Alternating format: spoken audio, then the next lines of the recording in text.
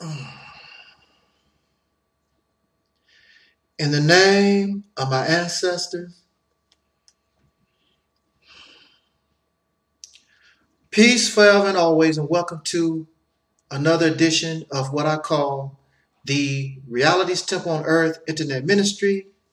I am the host of this particular program, known here on social media as the mighty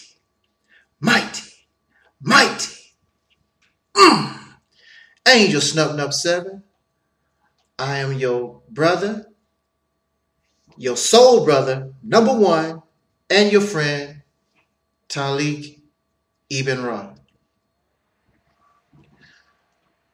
I would first like to say that one of the most things that I dread, one of the most things that would make me upset as a person, would to be going to my final resting place, having done nothing as a man to help relieve the strain and the stress, and help in bringing solution to a people that I belong to who have suffered in a racist nation going on 500 years.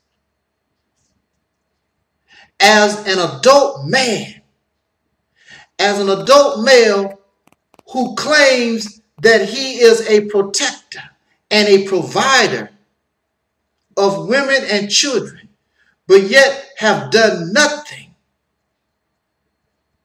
to stem, to bring to a conclusion, to bring to an end this situation that we find ourselves in, and sit back and do absolutely nothing. I understand that me alone as an individual, I cannot do this by myself. During the 1960s and 70s, there were probably 20 to 30, maybe more black people, so-called black people. I call us the people of soul. The word black comes from out of a racist construct. There is no people, dark-skinned people, melanated people on this planet that call themselves black or African. I prefer to call us the people of soul like we did in the 60s and 70s. Thus was created Soul Train. James Brown was the godfather of soul, and Aretha Franklin was the queen of soul. We called ourselves soul brothers and sisters. What we produced in music was soul music. But there seemed to be a preference for black. And that is because since black comes from up out of racist construct, psychologically you become a racist. So whenever you hear black power and black conscience and all this black stuff, if you take the black away and put white, you see there is really no difference, as black is the child of Caucasian or pink racism. So to avoid the race issue, we become the people of soul. And in religious teachings, the soul is what gives the body life. The soul is the essence of life. Isn't that a wonderful description? What's wrong with that? I did not give this to us. This was going on before I was even born.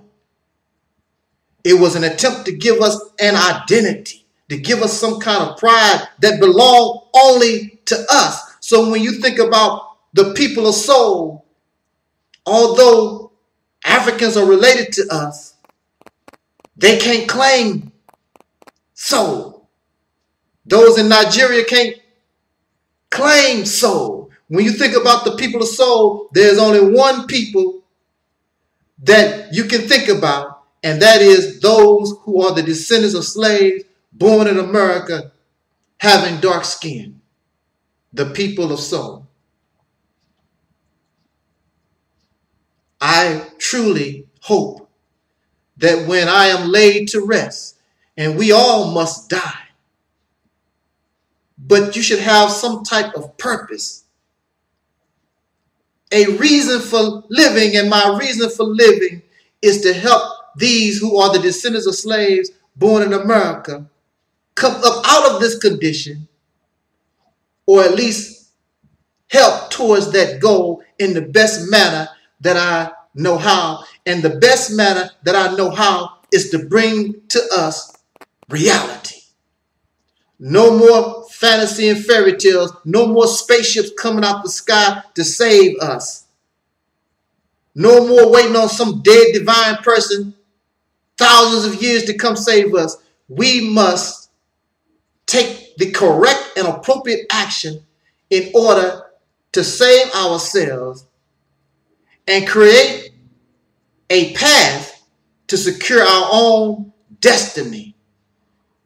But if you don't have vision, if your vision is clouded, or you rely on the vision of someone that no longer exists, and there is nothing creative in your own mental process, then we might as well stop complaining and just be content in being in a condition of a slave.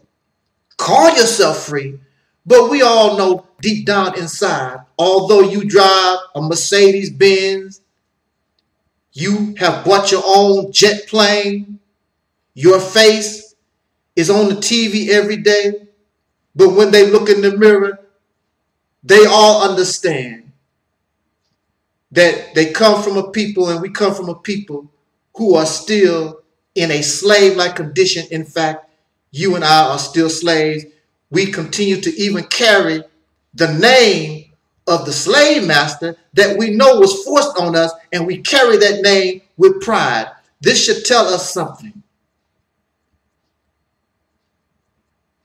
So we all must die. What is your reason for living?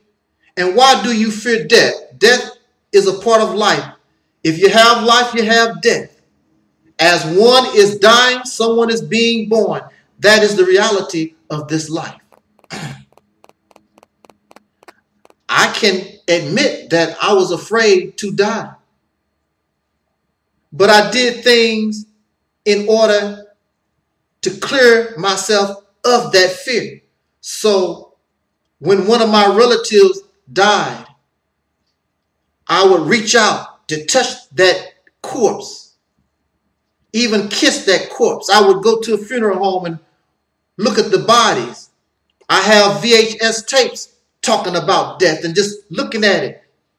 It's our reality, whether you or I like it or not. And it makes some of us afraid. That's why we cannot make the proper and appropriate moves in order to get rid of this problem that we have as soul people once and for all, because we are afraid. And that's why we stay in the condition. That's how we were brought into this condition. Fear was used. You are afraid. There's nothing wrong with fear, but you cannot become a slave and allow fear to control you. You and I must do what is in the best interest of ourselves. Let us stop being afraid. And if you are afraid, just deal with it. Do what you got to do. You're scared, but keep moving forward. I was watching this documentary series called Hidden Colors by our brother Tariq Nasheed. I think that's how you pronounce his name. It is a wonderful series of videos. Hidden Colors 1, 2, 3, and now you have Hidden Colors 4. My only problem is when our struggle, when your problem becomes entertainment. How many hidden colors do you need? And now that it is no longer hidden, because now you know, what are you going to do now? So Hidden Colors 1 was released. The people are still in the same condition. Number 2 was released, still in the same condition. 3, and so forth. You're still in the same condition, although the information is no longer hidden. You do not know how to act upon or apply the information that you have been receiving, or that information is not appropriate. It is enlightening, but it does nothing to bring a solution to the problem of these who are descendants of slaves born in America having dark skin. So Hidden Colors 1, 2, 3, and 4, it has become simple entertainment to make you feel better and be more comfortable in your racism. You have become comfortable slaves. Do you want freedom? Or do you just want to be accepted by your 500-year-old enemy's children? You have to make up your mind. If you are a comfortable slave, then the only thing you have to do, please, you can turn this video off and go on and do what you need to do. I want to talk to those of us who are rebels, revolutionaries at heart. I want to talk to black men, women, and children who are sick and tired. I done stood all I can stand. I can't stand no more. What is the real solution? I got to get this beast off my back once and for all. A lecture about Kemet is not going to get this beast off your back. Watching Hidden Colors is not going to get this beast off your back. We know this. You have tried it and you're doing it. And the problem remains. We have become comfortable slaves, and these things make us feel better about our enslavement. Again, I was watching Hidden Colors number 3. And at the end of Hidden Colors number 3, they began to offer solution. And I'm interested in solution.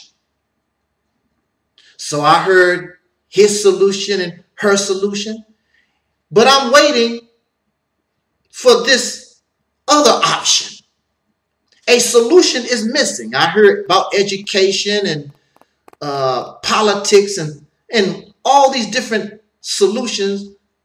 But there's an option that nobody wants to talk about, especially black men, because the man is supposed to be on the forefront of the battlefield. We as men supposed to lead the charge.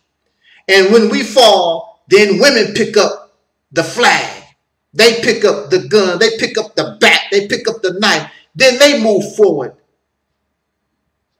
And then even so, children, the last line of defense. But man is to lead that charge, so you say, so you claim. A solution is missing. What is that solution that is missing? I was watching the news, I don't know when it was, but they say this all the time. And they say that the state of Israel has the right to self-defense. Here you are. You have forced another people off their land, taken it and made it as your own, and you have the right to self-defense. So here are a bunch of criminals who have done this, and they say when they are attacked because of what they have done, they have the right to self-defense. Now, why don't they ever tell us, we who are the descendants of slaves born in America, why they don't never tell us we have the right to self-defense? How come in Hidden Colors 3, out of all the solutions, they did not say anything about us having the right to self-defense?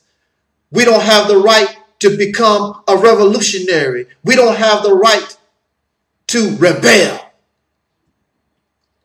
During the 1960s, 50s, and 70s,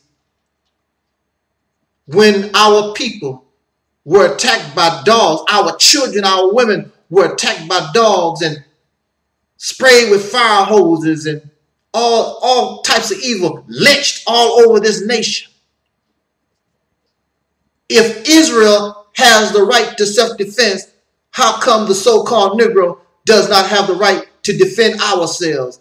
Every dog, every fireman with a hose, every soldier, every police officer that was involved in the murder, the harassment and the oppression of our people, we have the right to self-defense. All of them should be dead. And they should be dead in 2016 when they take our people to jail on a traffic ticket and then they are found suspiciously hung and all kinds of other things that continue to happen in 2016. Nobody is paying for the life of the so-called Negro. But Israel has the right to self-defense, but we do not. It is going on 500 years. And as black men, as a people, we have never challenged the racist Caucasian people. Never. We don't talk about self-defense. You have the right to self-defense, but 500 years, we have never. There are pockets. There is Nat Turner, and there are other slave rebellions and whatever. But as a people, as a nation within a nation of people, because of fear, because of ignorance, we have done nothing. And because we have done nothing, because we have not exercised the right of self-defense, that is why they do what they do to us, because there is no consequence. It does not matter whether we win or lose a fight. What matters is that you fight and you gain a certain amount of respect. When you have a bully, and the racist Caucasian people in this nation are nothing but a nation of bullies towards us. And the reason why they bully us is because there is no consequence. But if they killed 2 of us and we killed 5 of them, they would have to rethink their actions and their behaviors, because there's going to be a consequence. If I cry, you're going to cry. If you lynch my wife, I'm going to lynch your wife. Going on 500 years. Now, the ironic and pathetic thing about this is we will join their military and we will kill for them. We will go on TV and protect the people that are bullying us. That's a severe mental sickness that the video series Hidden Colors is trying to cure. Many of you view Dr. Martin Luther King as a coon, as a shine. Black power, family. Blackity black, you so black. You are well beyond Dr. King. Ain't did nothing in the struggle at all, period, except sit on your computer and watch videos. But you can call Dr. King a coon and a sellout and all this other nonsense. Dr. King and those brothers and sisters in the civil rights movement, their method, their strategy was nonviolence, but they were rebels. They were revolutionaries. They told these crackers to hell with your law because it's unjust. I'm going to sit in the front of the bus. I'm going to sit at these counters. My taxes is help paying for all this stuff, and you're not going to treat me like an equal. So they rebelled against the slave master and his children. You have not done anything except live off the benefits of the coon and the shine and the sellout with your black power, hypocritical, fake self. And Dr. King and all those brothers and sisters during that period of time did not have social media to help them organize or do anything. And that is why you are allowed to talk all this black conscious bull crap that you talk about, because it is no threat. It does not cause rebellion. Just a bunch of people that want to sit in front of a television, go to work, and come home, beat your wife, kick the dog in the backside, and watch TV. I am so happy that LeBron James won a championship for, Cleveland. Black power don't make any sense. That's why you're no threat. And you take black women, your queens and your goddesses, and you put their naked pictures all on social media, in the swimsuits and even the porn. Black power, family. Then you go home and beat her and call her a bitch and a whore. Black power, family.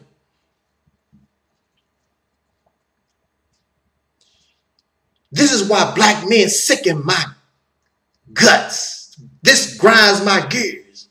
It makes black men look so pathetic and pitiful. 500 years. You have a people in 2016,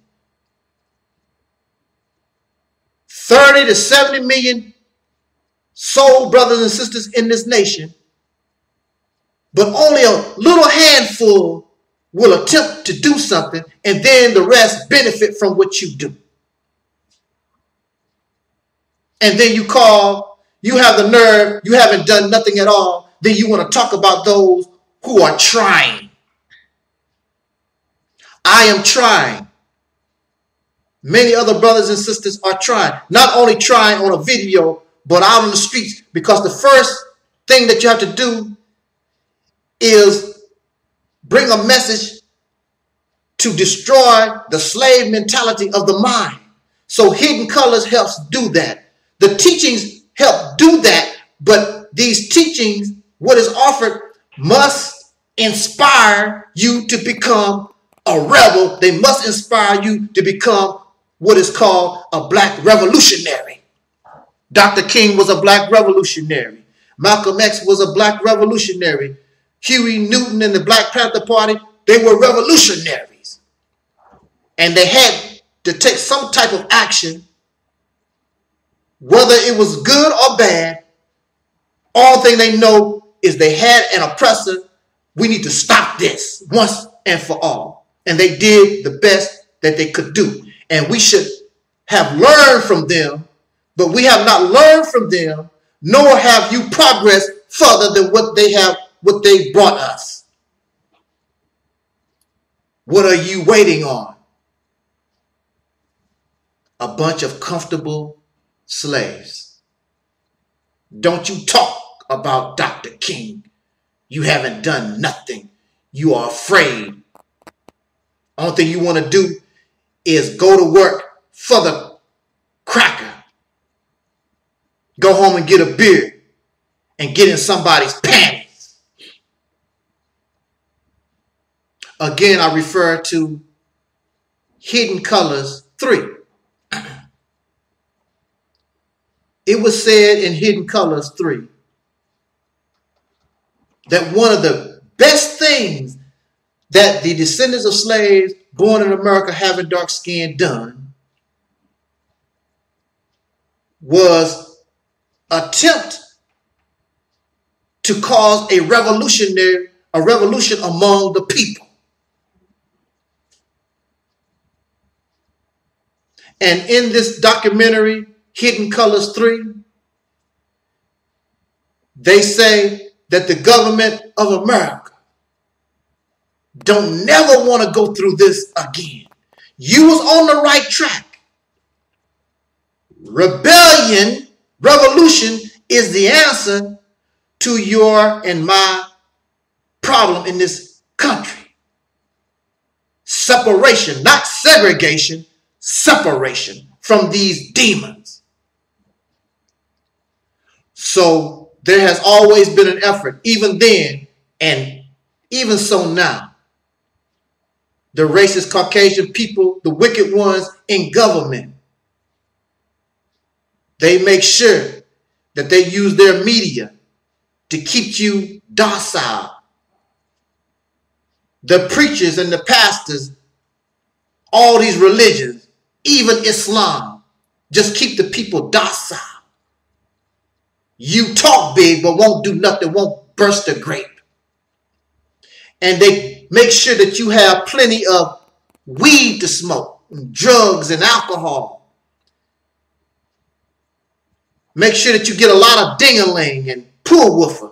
You probably don't know what those things are. The sex. Make sure that you sex out of your mind. A lot of porno for you to watch. Make sure you're entertained. The Housewives of Atlanta. Whatever TV show that you like. Plenty of basketball to watch. And they smile on your face and offer you false friendship. Here you go. Just a few years ago, a black man would get hung quick for looking at the panties of a Caucasian pink woman hanging on a line. And now he gives that Caucasian woman to you. Here you go. It's not our best. It's our trash. Here you go, Negro. Thank you, Massa. I'm so glad you gave me Becky Sue. Me and Becky Sue, we's in love. Me's and Becky Sue, we in love for real. Not because I was a slave. Because I loves Becky Sue. And Becky Sue loves me.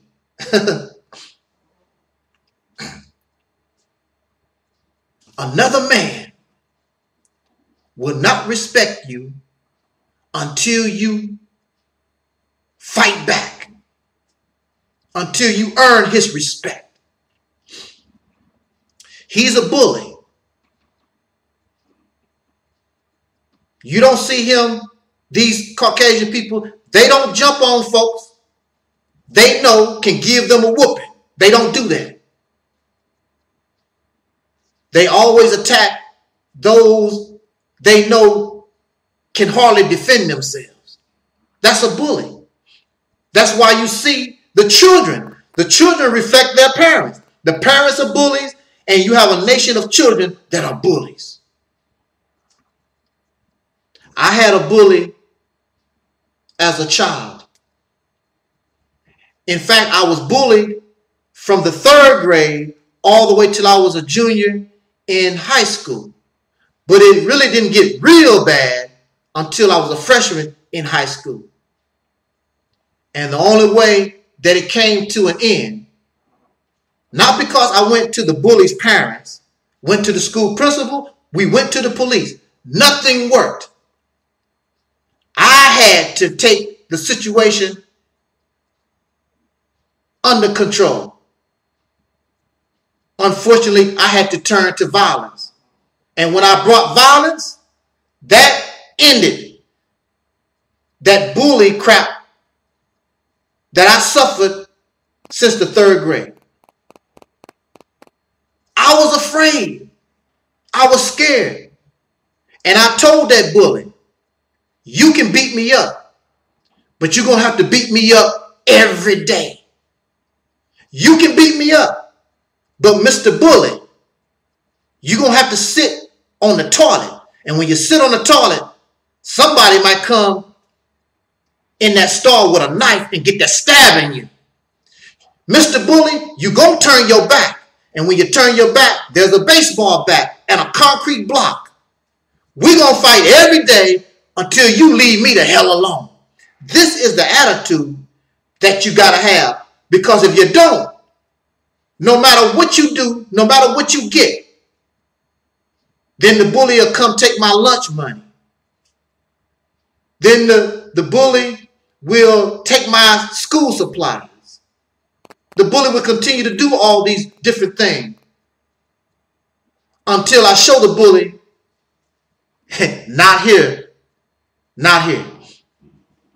So you can build a school and you can have all these businesses.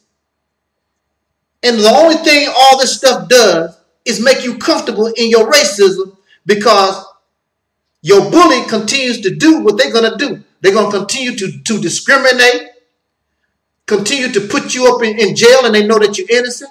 And all the different evils that they do to us every day, that's going to continue, and you got a business. Do you remember Black Wall Street?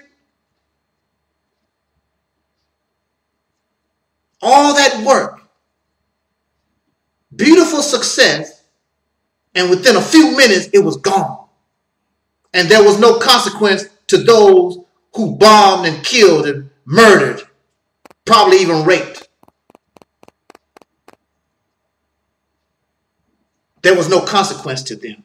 So the same thing continues today. You want to build this and do that and be independent. So at any time your bully can come and take it from you, because he knows you're not gonna do nothing.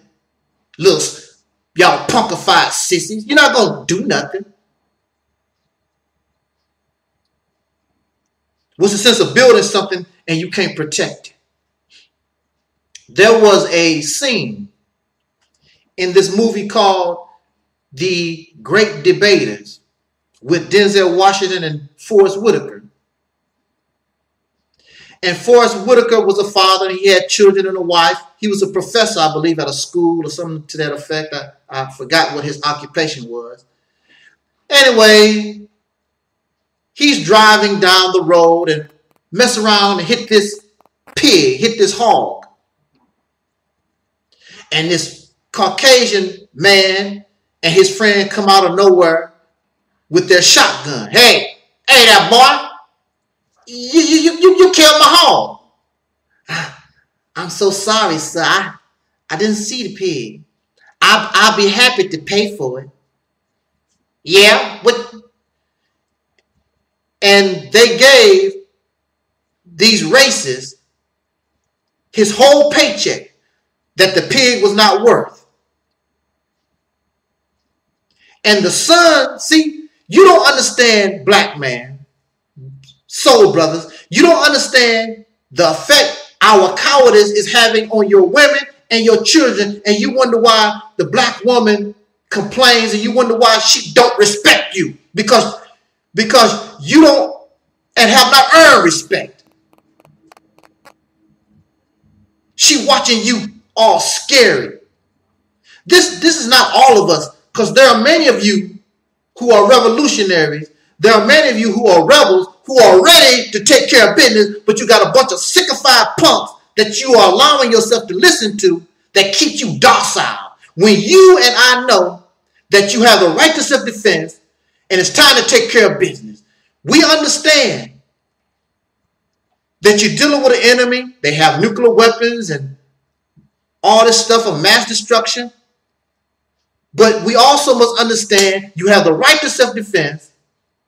You have people like in Palestine, they taking ordinary rocks and throwing the rocks at a tank. You know that rock can't do nothing with that tank, but this shows you their desire.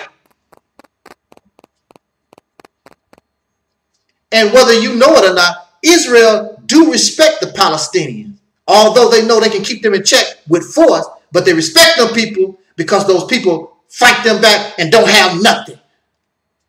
You have no respect at all, period. None. Nobody respects you in America. Nobody respects you around the world. So when you see people in Palestine throwing rocks at a tank, you see people all over the world, they show their support and their sympathy towards these people in this struggle. And the same thing could happen to us, but we're a bunch of punkified sissies waiting on spaceships and aliens and whatever to come and save us. So the son is looking at his father, Forrest Whitaker. Wow, you know. Not only did Forrest Whitaker give these racist demons his whole paycheck. Then the crackers turned around and asked him, well, told him, you're going to help us put the pig in the truck. So he reached down, put his hands on the pig and helped them move the dead pig out of the road. How humiliating. How odd. See, you have no honor. You keep talking all this man stuff, but you're not a man. And they know this. But later on, the son, I don't know how the conversation, how it happened, but the son had a conversation with Denzel Washington. Denzel Washington was a rebel trying to organize the farmers and things to try to get a union together or whatever. And at that particular time, the government and so many people was against people organizing labor. And so he talked to Denzel Washington and came home late. And the father, who just gave his whole paycheck to a pig farmer, old dirty, racist pig farmer, hey son, why you late? Daddy, I don't want to talk about it. Was you out with that girl? No, Daddy, well, what you was doing? So he's going to try to make here's a father that was just punked out by a pig farmer. Now you want to make demands on your son. And the argument got to the point where the son said, you didn't do all that and say all that with that pig farmer. Then the father slaps the son. See, this is how it is when we are dealing with people and individuals that suffer abuse. Study what abuse is, and you will see the same thing in a people, because the so-called Negro, these of whom I call the descendants of slaves born in America, we have been in an abusive relationship going on 500 years. And when a person is abused, I want you to listen to me now. When a person is abused,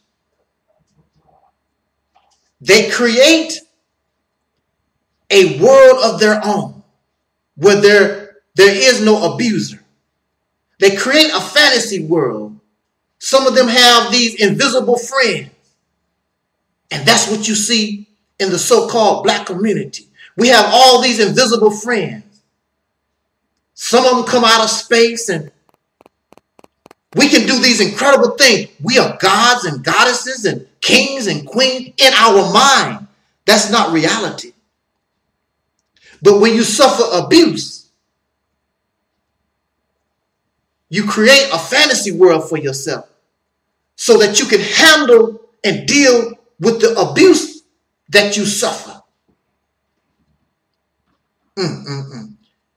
Another thing about people who, and I know this because, like I told you, I was bullied for years. This is the ironic and sad and pathetic thing about a person that suffers abuse.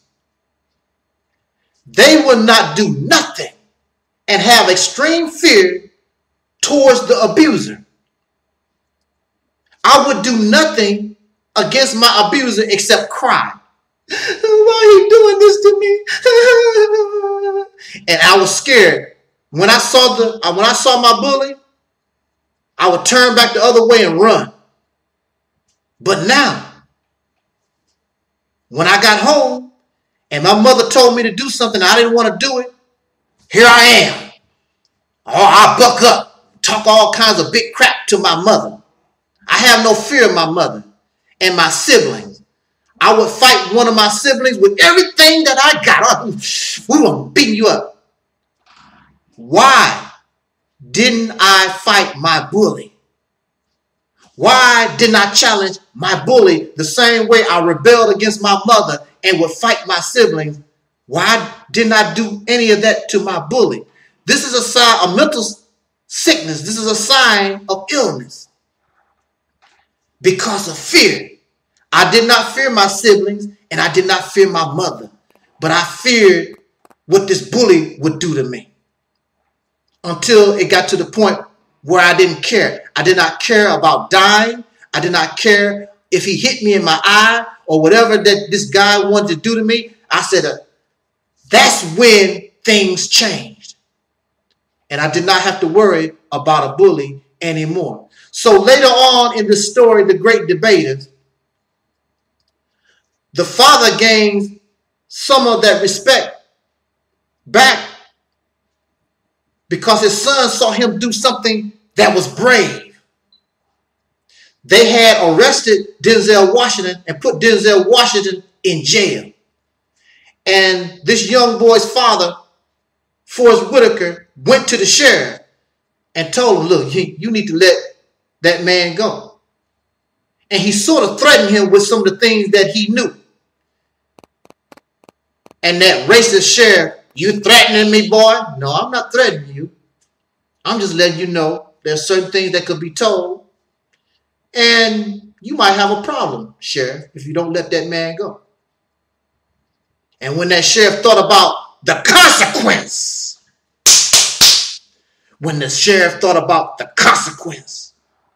there is no consequence for killing black people in America. But when there's a consequence, then that raggedy sheriff talking a bunch of stuff like he big and tough, he still took his sissified self back in that room and let Denzel Washington go. And you ought to see that the son of Forrest Whitaker, he was so proud of his father.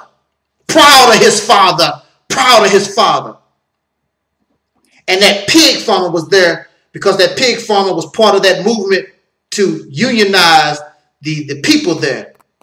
And then that son went to that pig farmer and told that pig farmer, you owe my daddy some money. See, that's what it's all about. It is fear that's keeping us in a slave-like condition. It's fear that's keeping you from going beyond this nation and building your own nation. Somebody give you some land. It's nothing but jungle. You have to be brave enough to go out there and domesticate that land and make it work for you. Y'all want to go and y'all want a nation where you have the internet, running water, and all the things that make you comfortable. You will never be a nation of people. You comfortable Negroes. You are afraid of these races. I don't care how big and bad they are. Everybody, everything has a weak spot. Here you are, you live in this nation. You know you are outgunned. So your strategy has to be a bit different. There will be times where you don't have no choice. You have to go for the gun. But there are many things that you can do. And the Black Panther Party was an example for the things that we could do in rebellion, in revolution. They went to the law books. Not only do you have to have soldiers on the ground, but we should also have soldiers in the law books.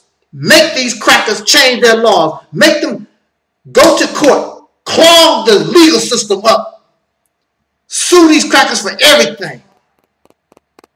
It is not too late to take these bastards to the United Nations like Malcolm X wanted to do.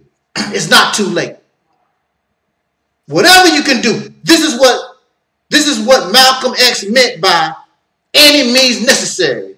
Bite, scratch, kick, whatever you have to do. Don't be afraid.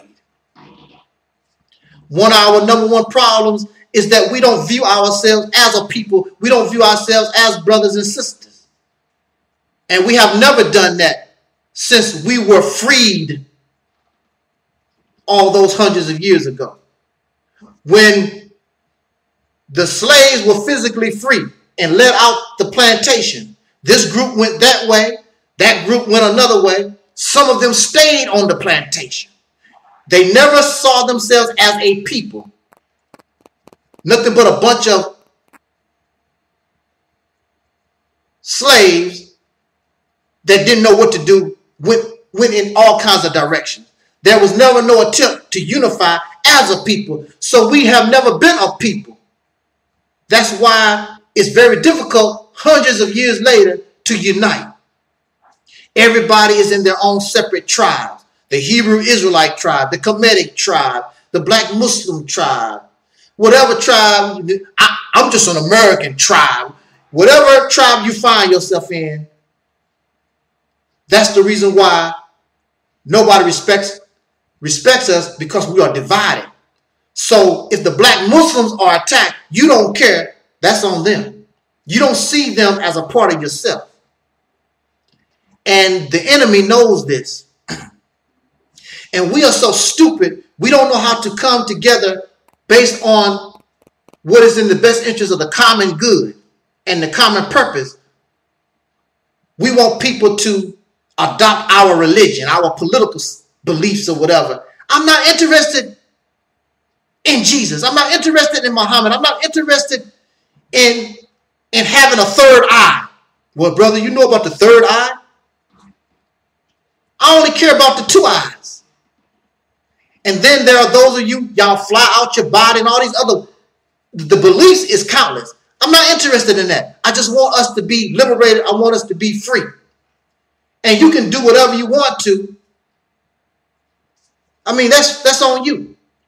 The Caucasian people are different. You have Mormons, you have Christian Caucasians, you have pedophiles, you have whatever difference you have in them. But if you attack the United States of America, all of them will come together, no matter what they are, and they will fight you like hell.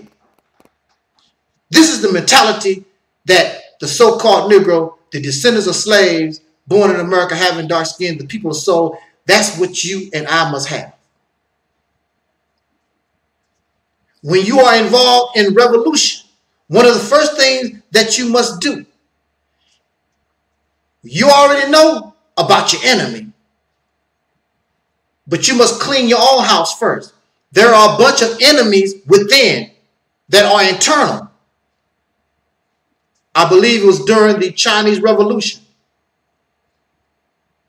It had got to the point where people were killing their fathers and mothers and sisters and brothers and uncles who were against the revolution. Unfortunately, when you are trying to be free, when you're trying to establish and become an independence and gain respect for yourself as a people, and you have people inside your own self that is fighting this, it must be done. So, mama, I love you, but if you are fighting against me, when I'm trying to be a man, when I'm trying to develop and build something for us as a people, I guess maybe you could tie them up or something.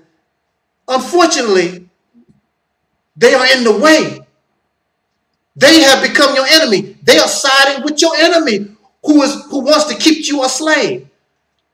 Dang, mama, daddy, brother, sister, why y'all want to keep us a slave? I love you, but you got to go. I love you, but you got to go. What is a slave? A slave is a person that is a tool of somebody else. A slave's life only benefits his or her master. The forefathers of this nation understood that. They understood that a slave only exists for the benefit of his or her master. So here you have George Washington, Patrick Henry, Ben Franklin, and all the patriots during that period of time. And they were looking at themselves.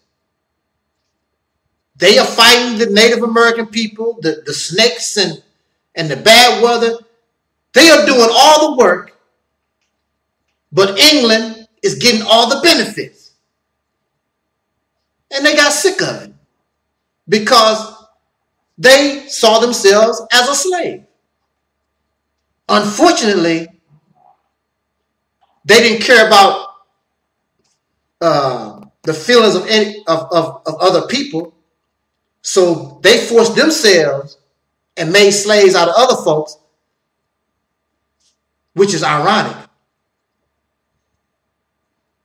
And they are still paying for that till this day because they won't be open and honest with themselves about the situation, the reality of the situation that they are in. But George Washington, Patrick Henry, Ben Franklin, and these guys, Thomas Jefferson, and the nation itself, the majority of the nation, was sick and tired of doing all the work. And England getting all the benefits. And then, of course, it got to the point where something kicked it off.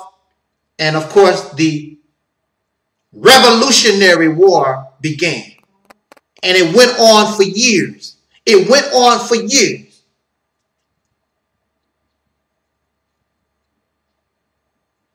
Start the revolution, it would go on for years. But if you do it right, be persistent, be sincere, express tenacity, and brothers and sisters, we will win. Because the enemy is a bully and they don't want to suffer the consequence for their actions. So George Washington. So the modern day racists, they know about hidden colors. In fact, I saw a news story, and the Caucasian people, they were talking about hidden colors. So they are helping Tariq Nasheed promote hidden colors. And the reason why they are going to help Tariq Nasheed promote hidden colors is because hidden colors is not a threat. It's educational. It's entertainment. That's why the enemy will help you promote hidden colors. And they know that there was a Hidden Colors 1, a Hidden Colors 2. It did not do anything to inspire rebellion or revolution. It's not a threat. You have brothers and sisters that keep you docile, that keep you a comfortable slave, that keep telling you these fairy tale stories about you a god and a goddess, but you have no power. You a king and a queen, no country or nation to rule. You the original man supposed to be the best, and you are at the welfare office getting food stamps. And you've been in this condition going on 500 years, but you are melanated, and that makes you special. But yet and still, your special ass, well, you special.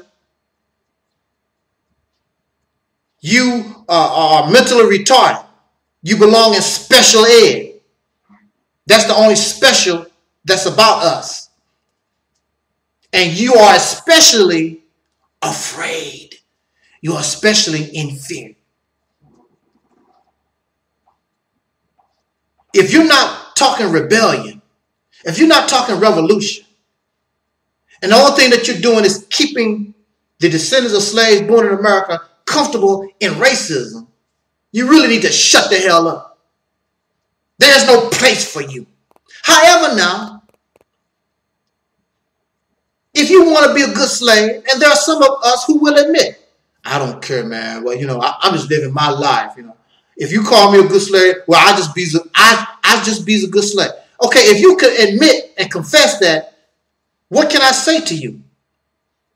You're a comfortable slave. You have accepted that. Cool. There's nothing I can tell you. But there are so many of you who claim black revolution, power, and all this, the white man is the devil, bang on that beast, and all this other stuff that y'all be hollering about. But you're not going to burst the grape. The only thing you're going to do is go to the next lecture. What lecture did black revolutionary or any revolutionary, what lecture were they going to? The only lecture they was going to is meeting in secret to plan the action against the enemy. That's the only thing they want to hear. They don't care nothing about Well, you know the mothership is going to come and drop bombs. And brother, if you study, you can fly out of your body. So when you fly out of your body, I'll kick your body off the table. So while you waiting on spaceship, the American government waiting to shoot the spaceship in the backside. And these aliens and whatever, all this crazy fantasy stuff, because you and I, we are the people of abuse, living in these fantasy worlds. Do we really need black conscious teaching? You really don't need black conscious teaching. You need to understand who you are and what we become. These black conscious teachers trying to make you into something that you never was. You an Egyptian. And you are this and that, you know, the tribe of Shabbat. You don't know nobody from no tribe of Shabbat. You don't know nobody. You personally don't know, have never known a Hebrew Israelite or nobody from Kemet. All this fantasy stuff that y'all come up with. You don't even know your history in America. But you can tell me about what somebody was doing 5,000 years ago. The only black conscious teachings that you really need is understand you're not a European and you're living under oppression. Really, that's all that you need to know. All this other stuff and all this extracurriculum activity, you really don't need. All thing I need to know is I'm not a European. These Europeans are my enemies in here, unless they can prove they are not an enemy. And they are oppressing me. And I need to get this sucker off my back once and for all. That's all you really need to know. And you become a rebel, you become a revolutionary. And you, once you get this sucker off your back, then you use your creative mind. Actually, you use your creative mind in the process of dealing with this beast. And you use your creative mind, your imagination, to produce your own vision. Use your own imagination to produce your vision for the destiny of your people. All this other stuff is extra curriculum activity, and we have to learn not to pull the cart before the horse. You put the horse in the front, and the cart comes last. Food, clothing, and shelter must be secured before how a school or you must protect whatever you build. You must form a military, be able to protect what you build. You must form friendships that can help you do these things. That is why Fidel Castro, even though he's on a small island, he connected with Russia and China and these big guys to help, so that he could find somebody to help him protect his nation. And then he sends his soldiers to South America, whatever. You know, you have an alliance. You help. I'm a little guy, but I do whatever I can. If you give me a little protection, give me a little help, big fella. We shouldn't need that. We live in the house of a big guy, but this big guy is a bully, and he's our enemy until proven. Maybe we can do something to change that. I really doubt it. Try it. But when it's all said and done, we must become rebels. We must become revolutionaries. Otherwise, we will remain in this horror condition, and it can even get even worse. And as a man, how can you live knowing that your children will continue to live this way? Jot down your comment. Let's talk about this. Your brother, Angel Snubbed Up 7. Like Don Cornelius say, until next time, love, peace, and soul.